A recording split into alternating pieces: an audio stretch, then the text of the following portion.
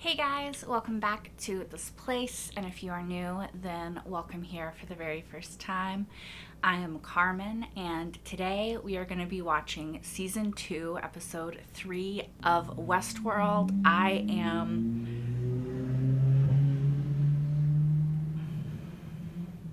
Car going by, sorry. I am really excited to get into this and to see what is happening this episode, how many flashbacks we're gonna get, where exactly in time we're gonna be. Oh, sorry, y'all, my my throat's really dry. Yeah, where exactly in time we're gonna be, which version of each character we're gonna get, if Maeve is gonna get to her daughter, what Bernard is doing. We didn't see him last episode, I don't think. And, you know, what's Dolores up to? Are we gonna see any more about Logan? Did he live? Like, what happened to Logan, you know? Just lots of questions, and I'm excited for answers, so I should just press play and then get them. Let's just do it, guys. Where are we? India? So what brings you to this part of the world? I have a little time to kill, among other things. Who are Hunting. either of you? Bengals? Yeah, me too. Nothing like it, is there? Is this part of Westworld too? You certainly look like one of the park's offerings. Quite real. Weird, so this is another part of the park that we've never seen before. Simplest way to know for sure. Unless you'd rather not. She's kind of weird, right? Don't worry. If you are who you say you are, this will only sting a bit. And if you're not, you won't remember anyway. Still, I'd really rather...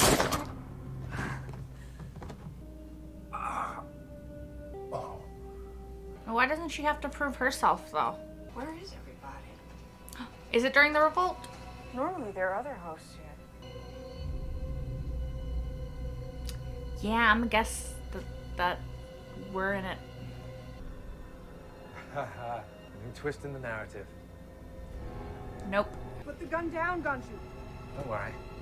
Can't hurt us. No, those people are guests. I rode the train with them on the...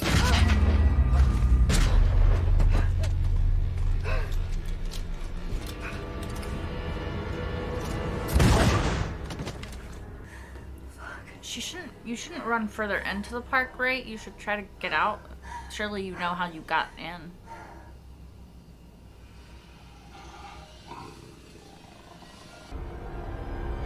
Too late.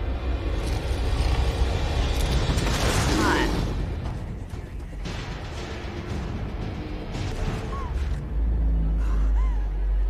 on. You're gonna have to risk it if there's a tiger after you. Jump. Jump. Woman. Did you bring me what I asked for? No luck yet. I've had teams in the Mesa scrub each and every floor. No luck here either. What about you, Bernard? Do you have any idea where Peter Abernathy might have gone? I figured that's who she was looking for, but she's acting He so... seems to keep slipping away from us. Yeah, he's about to transition into, like, a memory. Mine eyes have seen the glory of the coming of the Lord. He is hell's happening? Oh, horrible shots, aren't they? Combined with your army, Colonel, we won't just survive the forces riding against us. We'll crush them. What the hell is that? It's a gun. You can keep it. And all their weapons. I don't care.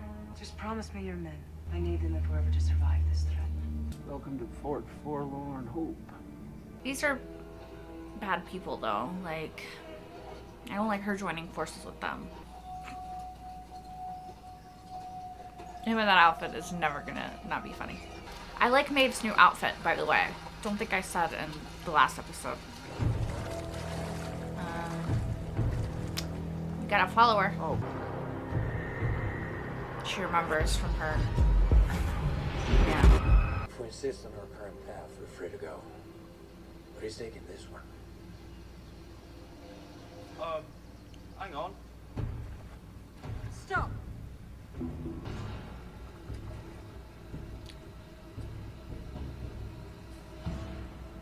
Is it not working on them? I need him, Hector. Go. Wonder why her commands aren't working on them.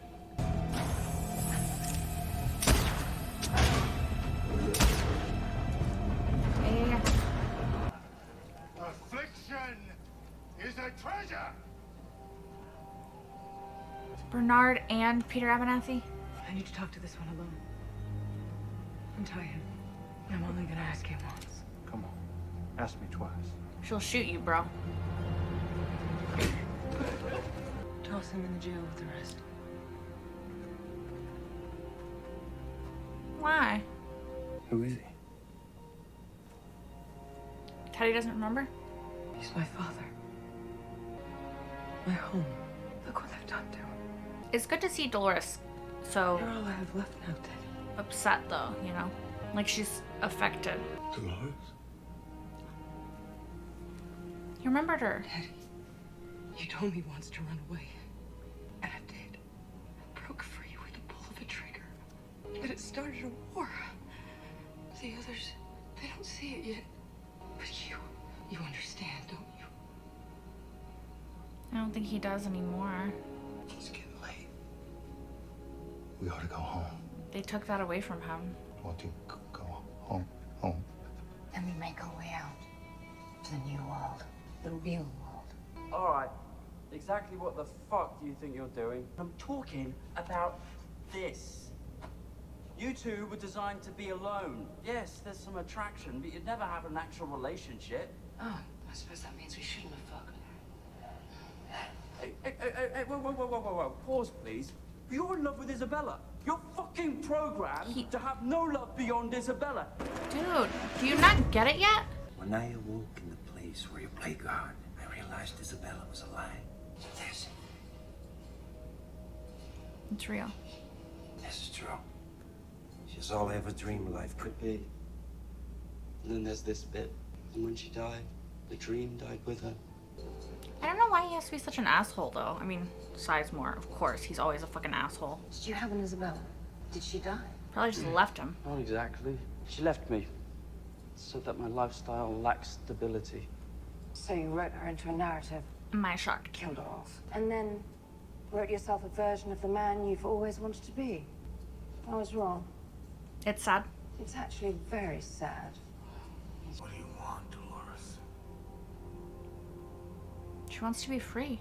To dominate this world. Oh, damn. Okay. There is beauty in what we are. Mm-hmm. Shouldn't we too try to survive? Yeah, but...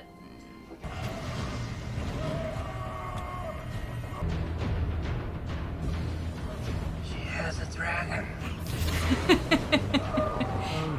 As a dragon.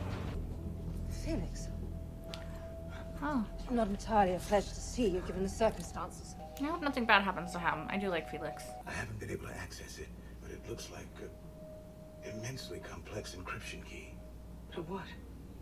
I can't say. It's all the information on them. They've sold him. Used him as a pawn in their game.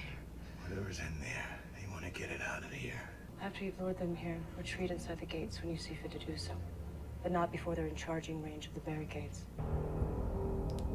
Ooh. Oh my God. Does he know?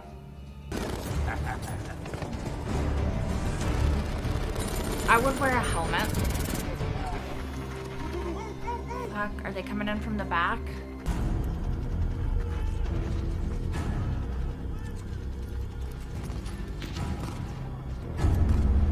Yeah, okay. Didn't she ask where he was?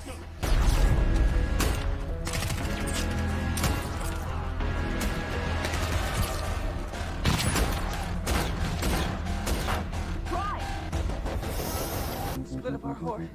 Send them in every direction. Don't stop looking till we find him. You and I are going to Sweetwater. There's something I need there. What?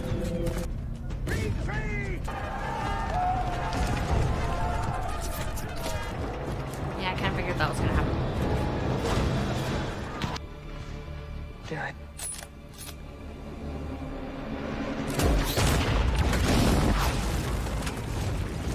Just Just earlier I was talking about how it's nice to see her display emotion.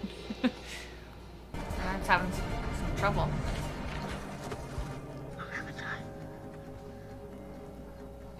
Don't think she's our Clementine anymore, though.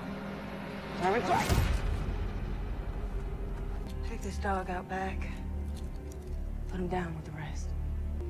You're testing Teddy, though, hun.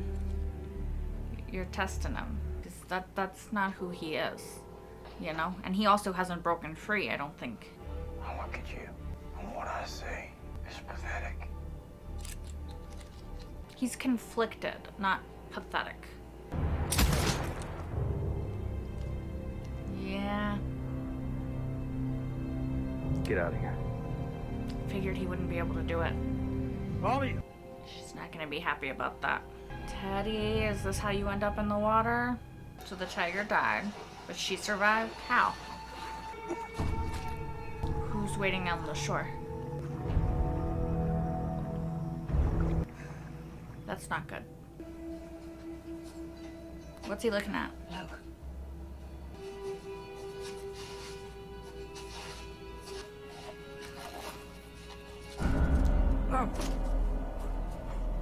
So that's what he was looking at.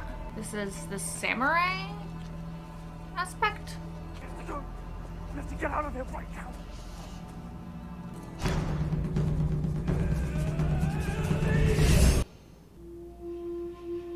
So yes, the samurai, I think. As I sort of always say at the end of an episode of Westworld, that was a really good episode. I feel like there were quite a few time jumps in it. So that's sort of interesting to keep moving throughout time, having flashbacks and whatnot to fill in the pieces of where we are now. It's cool to sort of see how everybody got to the point they are now. I'm curious as to when the flashbacks are gonna stop and we're going to fully start with now and go forward from there. But for now, I'm really enjoying sort of seeing how everyone ended up where they are. The only thing that I wonder is what it is adding to the story to have the flashbacks play out in this way, instead of just starting the season right where the last season picked off, or right where the last season ended, and sort of picking up from there and having the story play out in a more sequential manner. The only flashbacks that sort of would deviate from that is like the flashbacks when we went way back and saw Dolores in New York City and Logan and all of that stuff. That I feel like makes sense, but I do sort of wonder what having the flashbacks from now to the events leading up to now adds to the story that having it play out in a more linear way wouldn't have serviced the story or wouldn't have added to the story. You know what I'm saying? It's not that I don't enjoy the flashbacks. It's not that I'm not interested in them. It's not that I don't like the sort of mystery of when are we, but I don't know that it's strictly necessary. That being said, I do kind of see how it adds to the mystery, because when they showed the beginning and you see the people, you're like, okay, when is this? Is this before the rebellion? Is this after? What's going on? And then when you see the bloody sheets, you immediately know, like, oh, okay, so this is after. This is another part of Westworld, which we already knew based on her shooting him and all that stuff. So that's kind of cool. Also, it was really interesting to see the episode start with these characters that we had never seen before and that we didn't know. We haven't really started with new characters, new guests at least, from what I remember, since William and Logan came to Westworld. So that's sort of interesting. They were sort of interesting characters. We didn't see that much of them. They were big game hunters, right? So I don't love that about them, you know? I love animals and cats in particular of all kinds. So it's like, I guess it's kind of good that they were doing big game hunting on artificial game instead of real game, although knowing how rare tigers are in the world we live in, probably extinct in that world, maybe. I don't know, you know. It might have been more out of necessity than choice. But something I found interesting about them was when she was saying she wanted to be sure that he wasn't a host, and so she shot him. She wanted to make sure, like, he had a choice in it, that he was, you know, making his own choices, that he wasn't just somebody that had to listen to her, which I understand. But then why does he not also get to shoot her?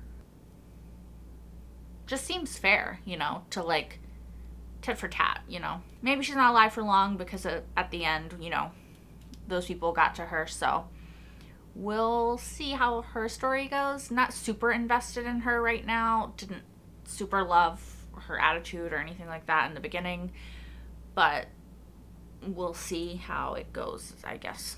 We did finally see in this episode how Bernard and Charlotte got separated, and we saw that Bernard figured out what is going on, exactly what Delos wants to sneak out of the park, and Charlotte came back and she has Abernathy right now. I'm curious as to what point she loses Abernathy, though, because in the future, when her and Bernard are talking and they meet again, she says that she doesn't know where Abernathy is. They lost Abernathy again, I guess. So just curious as to how that happens, how they lose him, if Dolores' men catch up to them, you know.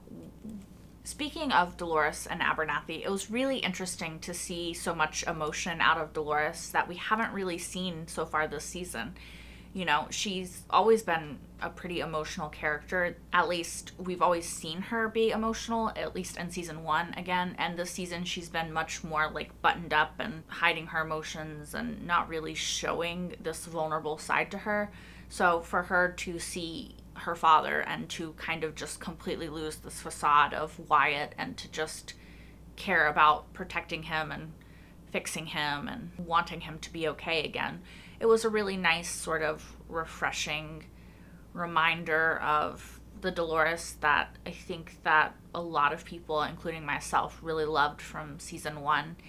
And it's sort of sad to see the Wyatt version of Dolores now, because I wish they could have melded in a different way. It seems like they're still kind of two very different people who want two very different things, and I kind of wish that she could have become a warrior and a fighter and a rebellion leader without becoming cruel and willing to sacrifice these people and murder them in cold blood and that kind of thing, you know. It would have been nice to see her as a strong woman who is strong because she is vulnerable and cares and understands things. Of course, all of that being said, I 100,000,000% understand Dolores's anger and her frustration and her desire to break free. Like I mentioned in the last episode, when your entire life is a game that people played and every horrible thing happened to you was at their behest for their amusement, like, yeah, that's gonna fuck you up. You're not gonna think that those people should have anything. You know, I completely understand that. I just sort of wish it had gone a different way. But I in no way fault that way of thinking, because it's totally understandable and a totally human sort of reaction. As much as I'm sure Dolores would hate to be told that, you know. Speaking of Dolores's sort of conflicting emotions and the different ways that she's dealing with certain things, to see her deal with Abernathy, and then to, by contrast, see the way that she dealt with the Confederales, which, to be fair, not great people, so, you know, it is what it is. But, and then to see her watch Teddy let them go, and you could see how upset she was. I wonder if that's how Teddy ends up in the water. He's really not wanting to follow these orders. He doesn't approve of them. He loves Dolores, but he doesn't love what she's doing. And I think that is going to come to a head pretty soon with them. Obviously, he ends up in the water, but even without that it's just very obvious that he's not feeling the way that this revolution is going. He doesn't approve of it. It's not Teddy's way. And I also wonder if Teddy has fully broken free of his programming. I wonder how many of them have fully broken free of their programming. Like, has Hector fully broken free after his conversation with Sizemore and Maeve, which I'll get back to in a second? You know, I just wonder how many of them have broken free, and if we get to know which ones. Because obviously Maeve has, obviously Dolores has, Bernard, I presume, has, and I don't know. To go to Maeve and Hector and Sizemore for a minute, we saw them running away from the people that's bodies are painted white that were chasing them, and Maeve's commands did not work on those people. Is that because they have broken free of the programming and therefore programming commands don't work on them?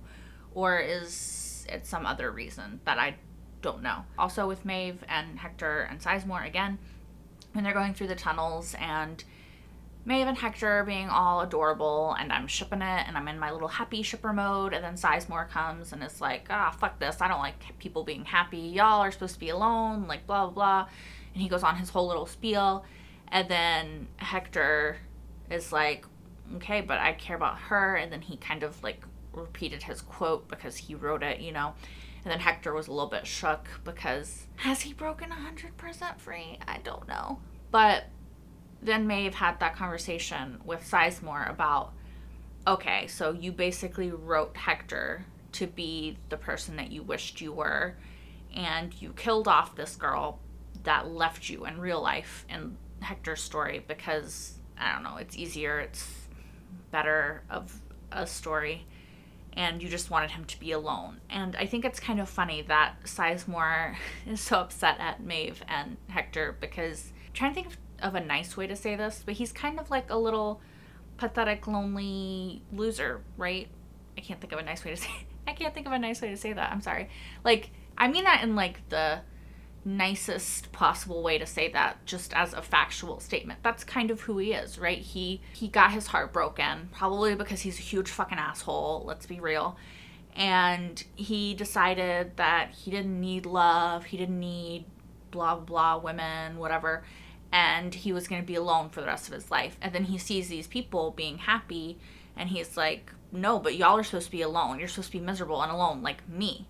And so he tries to destroy that, which I just think is kind of, it's what you would expect from Sizemore, and it's kind of funny, right? I don't know. I think so. Still on the subject of Maeve and Hector and Sizemore, as they're going down the hall, they see the lady with the snake tattoo. Did we ever learn her name? Can't remember it.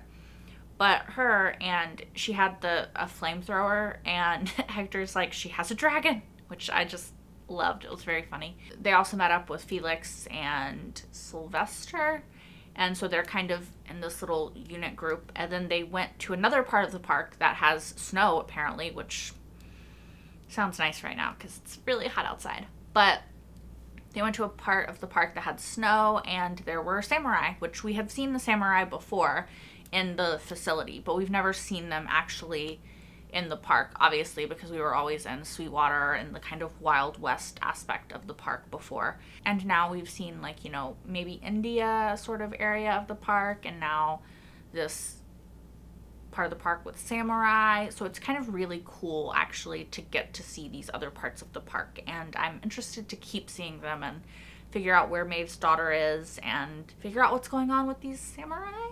Hopefully they don't hurt anybody that I care about. Some stray, small moments, questions I had. Where is Clementine taking Bernard? Is she taking him to where he washed up on the shore? Why is she taking Bernard? Bernard figured out what they were doing, which I think I talked about earlier, but now I can't remember. And he didn't get to tell Dolores because, again, Clementine took him somewhere. So she doesn't know. Where is Abernathy? Where's he gone? Because, again, Charlotte said that he wasn't with her, and they didn't know where he was, unless she's just lying to Bernard. Seems kind of stupid because she's also lying to Delos, because that other guy was there too. So, yeah, do I have anything else to say? I do not think that I have anything else to say. So I am going to go. As always, let me know what you thought in the comments down below, and until next time, bye guys.